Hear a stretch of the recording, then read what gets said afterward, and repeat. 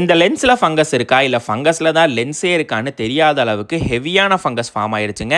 சரி, ஃப்ரண்ட் எலமெண்ட்டில் மட்டும்தான் இருக்கும் அப்படின்னு பார்த்தா பேக் சைட்லேயுமே பார்த்தீங்க அப்படின்னா நிறைய ஃபங்கஸ் ஃபார்ம் ஆயிருந்துச்சு. இப்படியே விட்டால் சரியாக வராது, இமீடியட்டாக க்ளீன் பண்ணியே ஆகணும்னு சொல்லி நானுமே சர்வீஸ் பண்ண ஸ்டார்ட் பண்ணிட்டேங்க.